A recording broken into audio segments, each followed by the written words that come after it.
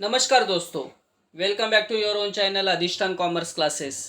आज के वीडियो का हमारा सब्जेक्ट है organisation of commerce and management, second chapter trade. And आज के वीडियो में हम डिस्कस करेंगे introduction, meaning of trade and types of trade. तो चलिए जल्दी से शुरू करते हैं आज के वीडियो को। Trade introduction. Trade plays a vital role in the economy of every country. The overall development of a economy is an outcome of a proper functioning of a trade. So, किसी भी देश के economy में trade का अहम role है. The overall development of a economy. So, किसी भी देश के इकोनॉमी का डेवलपमेंट ये ट्रेड पे डिपेंड करता है. Buying and selling of goods and services for money and money's worth is a fundamental feature of trade, and other is the transfer of ownership of goods and service from one person or entity to another. So trade क्या है? Trade का simple meaning अगर देखने जाएंगे तो buying and selling of goods and services for money and money's worth, that is trade. मतलब goods को खरीदना या बेचना किसके लिए? For money and money's worth, पैसे के लिए, प्रॉफिट्स के लिए, that is called trade. The original form of trade was barter. So शुरुआत के समय में जब मनी का इन्वेंशन नहीं हुआ था तो ट्रेड जो होता था वो बार्टर फॉर्म में होता था. The direct exchange of goods and services, मतलब गुड्स के बदले में गुड्स या सर्विस के बदले में सर्विसेज दिया जाता था बार्टर एक्सचेंज में. तभी मनी का इन्वेंशन नहीं हुआ था. After invention and acceptance of common currency, that is money, trade becomes greatly simplified. But money के इन्वेंशन के बाद ट्रेड करना ज़्यादा इजी हुआ है. That is a basic introduction of trade. Meaning, trade means process of exchange of goods and services. So trade क्या है? देखिए, ऊपर इंट्रोडक्शन में उन्होंने बोला था buying and selling of goods and services for money and money's worth. यहां उन्होंने बोला है trade means process of exchange of goods and services. Trade refers to buying and selling of goods and services with the object of earning profit. So trade करने के पीछे main M होता है profit कमाना, to earn the profit. Trade establish a link between producer and consumer and it is carried out by buyer and seller. So trade से क्या होता है? It is a link between producer and ultimate final consumer. So trade से ही एक producer और consumer को link किया जाता है, मतलब लिंक होता है. Types of trade. On the basis of different criteria, trade can be divided into different types which are as follows. So first है internal trade. The trade conducted within the country. And external trade, मतलब जहां हम import and export करते हैं. Internal trade में दो type है, wholesale trade and retail trade. External trade में import, export and entrepot. Next, in retail trade दो ट्रेड है, इटिनरेंट रिटेलर्स. रिटेल ट्रेड में दो टाइप के रिटेलर्स है, itinerant retailers and fix shop retailers.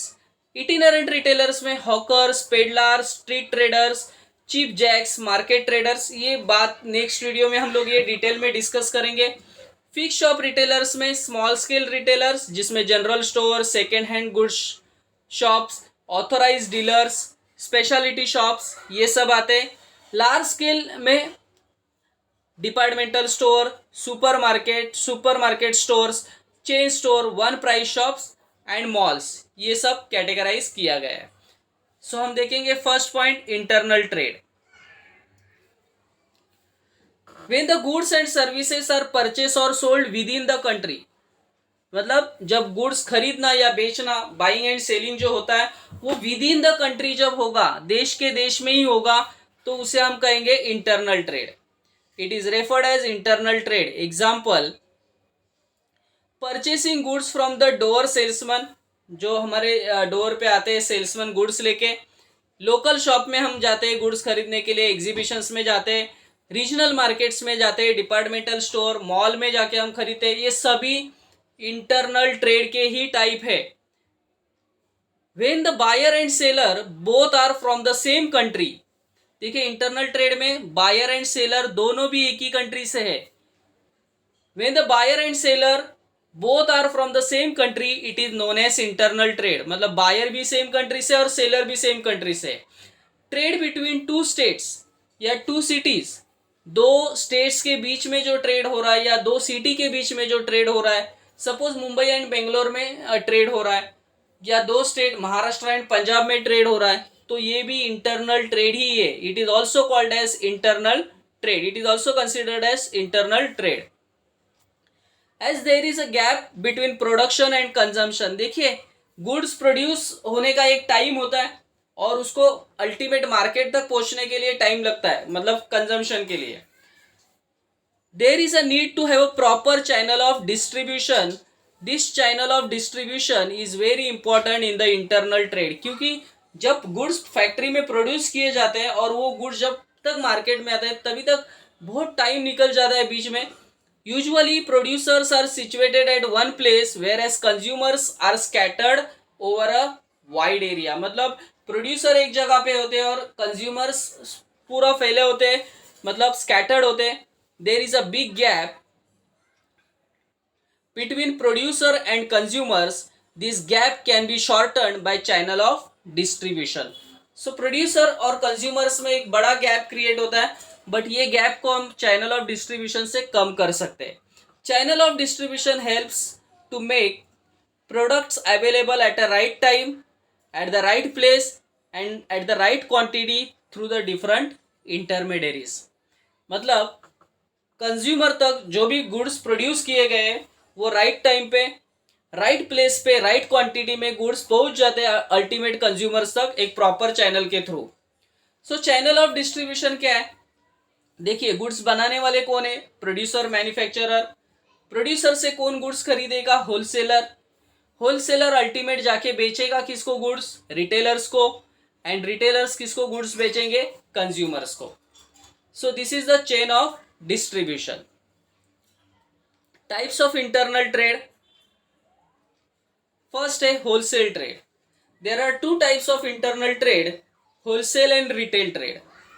Wholesale trade when the goods are purchase in large quantity. देखिए, wholesale जब trade हम कहते हैं तो जो भी गुड्स बाइंग सेलिंग होता है वो बहुत लार्ज क्वांटिटी पे होता है, बल्क क्वांटिटीज पे होता है. सो इसी के वजह से उसे कहा गया है wholesale trade.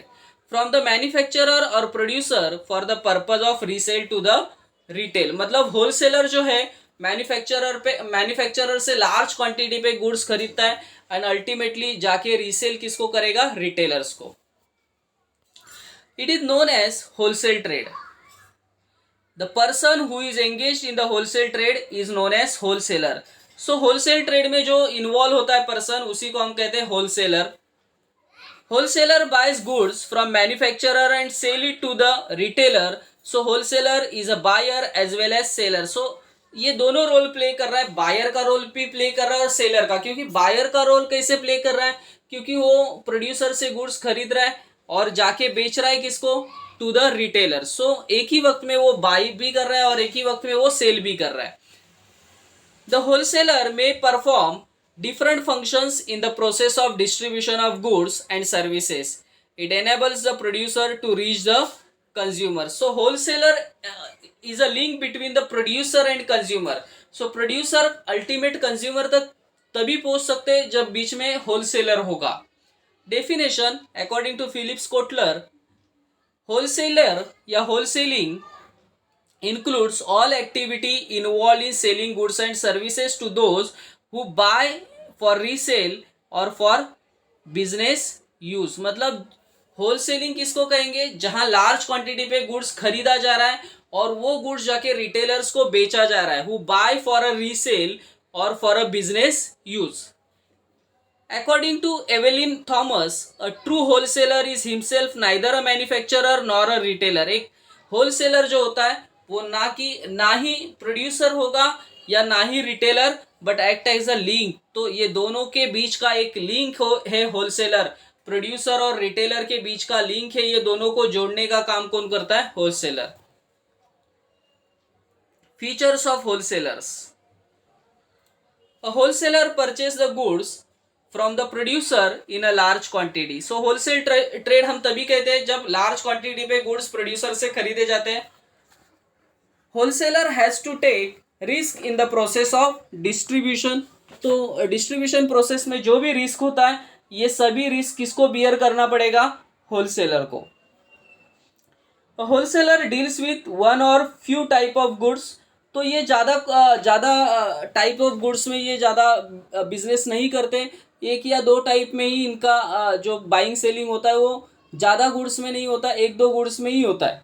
So with one और few type of goods a large amount of capital is required for the business. So large quantity पे गुड्स बाइंग सेलिंग होता है, सो कैपिटल भी ज़्यादा लगेगा.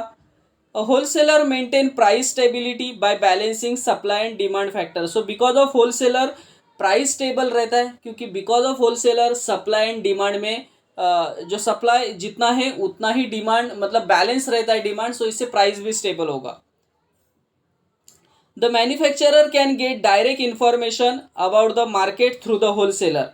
सो क्या गुड्स प्रोड्यूस करना ये मैन्युफैक्चरर को होलसेलर से ही समझता है, क्योंकि होलसेलर ही रिटेलर्स के थ्रू कंज्यूमर्स तक कनेक्टेड होते हैं. तो क्या गुड्स प्रोड्यूस करना चाहिए, कस्टमर के क्या लाइक्स डिसलाइक्स है, क्या प्रेफर कर रहे हो, ये होलसेलर के थ्रू ही प्रोड्यूसर को समझ में आता है. Wholesaler sell the goods to the retailer as per the requirement. So जैसे रिक्वायरमेंट होगा रिटेलर का उसी तरीके से वो गुड्स बेचता है to the retailer. Wholesaler perform marketing function. तो होलसेलर जो है वो मार्केटिंग फंक्शन भी कर रहा है, जैसे assembling, warehousing, transporting, grading, packing, advertising, financing, ये सभी काम भी वो कर रहा है. मतलब गुड्स लार्ज क्वांटिटी पे बाइंग सेलिंग तो कर रहा ही है, बट ये सभी जो काम है उसके मार्केटिंग से रिलेटेड ये भी वो खुद परफॉर्म कर रहा है. Service. The wholesaler provide valuable services to manufacturer and retailers. देखिए वो दोनों को सर्विस प्रोवाइड कर रहा है. एक ही वक्त में होलसेलर मैन्युफैक्चरर को भी सर्विसेज प्रोवाइड कर रहा है और एक ही वक्त में वो रिटेलर्स को भी सर्विस प्रोवाइड कर रहा है. सो हम फर्स्ट देखेंगे services to manufacturers. Services to manufacturers में लार्ज परचेस करता है वो मैन्युफैक्चरर से goods. Wholesaler purchase large quantity of goods from the manufacturer and sell it to the retailer by collecting order from the retailer. So large quantity पे manufacturer मतलब जो goods बनाते हैं उनसे लार्ज क्वांटिटी पे खरीदते हैं और अल्टीमेट छोटे छोटे रिटेलर से ऑर्डर लेके उनको गुड्स बेचा जाता है. स्टोरेज.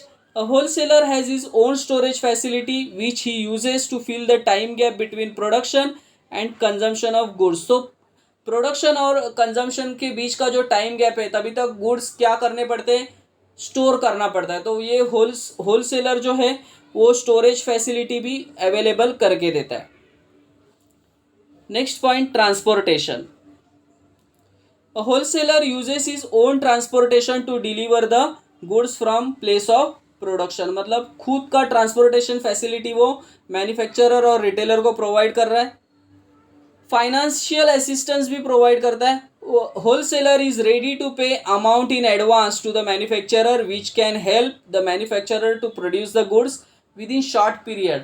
सो वो एडवांस फंड्स पैसा अवेलेबल करके देता है प्रोड्यूसर को, जिससे प्रोड्यूसर को गुड्स प्रोड्यूस करने में आसानी होती है. Provide market information. Manufacturer can get updated information from the wholesaler like market condition, demand, taste. तो ये सभी जो मार्केट कंडीशन है ये होलसेलर के थ्रू ही मैन्युफैक्चरर को समझ में आता है कि लोग क्या प्रेफर कर रहे हैं, लोगों का टेस्ट कैसा है, मार्केट में प्रोडक्ट का डिमांड कैसा है, मार्केटिंग कंडीशंस क्या है, ये सभी समझ में आता है मैन्युफैक्चरर को through the wholesalers. Risk bearing. A wholesaler take a risk in the business by financing and storing large quantity of goods. So finance and storing, ये खुद का फाइनेंस प्रोड्यूसर को देता है. मतलब लार्ज क्वांटिटी पे जब गुड्स खरीदता है तो होलसेलर जो होता है वो एडवांस फाइनेंस प्रोवाइड करता है मैन्युफैक्चरर को, और उसी के साथ वो स्टोरेज फैसिलिटी भी प्रोवाइड करता है. Quantity of goods sometimes he may bear the loss. Marketing functions. A wholesaler carries various marketing functions like warehousing, advertising, sales promotion on behalf of the manufacturer. So on behalf of the manufacturer वो warehousing भी करता है, advertising भी करता है, sales promotion का भी काम करता है. सो ये सभी सर्विसेज वो मैन्युफैक्चरर के लिए प्रोवाइड करता है. Then services to the retailers. First point stock of goods. A wholesaler kept large stock of goods, therefore retailer can get the goods easily when the consumer asks for the goods. So वो stock करके रखता है अपने ware house में goods, तो जब भी retailer जो है गुड्स मांगेंगे तो होलसेलर उन्हें अवेलेबल करके दे सकता है। Regular supply, a wholesaler assure regular supply of goods to the retailers. Therefore, retailers are free from storing the goods.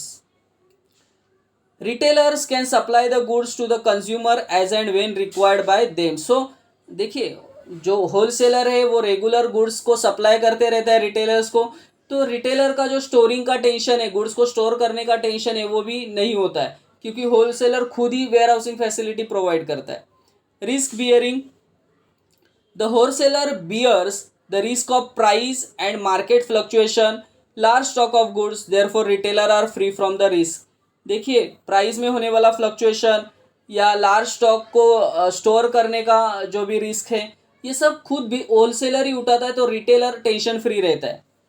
Financial support, wholesaler provide financial support by way of credit facility, मतलब wholesaler retailer को credit facility provide करता है, discount देता है। Such support increase the efforts of working capital of the retailer. Fifth point, market information. Wholesaler provide variety of information about the market condition of different product. The information is regarding, देखिए wholesaler retailer को market के conditions के बारे में inform करता है, जैसे market में कौन से न्यू प्रोडक्ट्स आ रहे हैं, वेरिएंट्स ऑफ ए प्रोडक्ट्स, अलग अलग वैरायटी के कौन से प्रोडक्ट्स हैं, new scheme of existing products, नए स्कीम कौन से एग्जिस्टिंग प्रोडक्ट के लिए। Sometimes wholesaler guide retailer about when to buy and how to buy, कभी कभी तो वो रिटेलर्स को गाइड भी करता है कि कौन से गुड्स कब खरीदने चाहिए, when to buy and how to buy. Sales promotion, wholesaler does advertisement and also promotion of goods which can help the retailer to increase the sales. तो wholesaler on behalf of the retailer खुद ही advertisement करता है, goods promotion of goods मतलब selling के लिए वो खुद गुड्स को प्रमोट करता है, इससे जो रिटेलर का जो सेल्स है वो इंक्रीज होता है। सो आई होप दोस्तों ये सभी पॉइंट्स आपको क्लियरली समझे होंगे। मेरे एफर्ट्स आपको पसंद आए तो प्लीज़ लाइक करना, दोस्तों के साथ शेयर करना। That's it, thank you very much दोस्तों, फिर मिलते हैं नेक्स्ट वीडियो में, तब तक के लिए बाय बाय।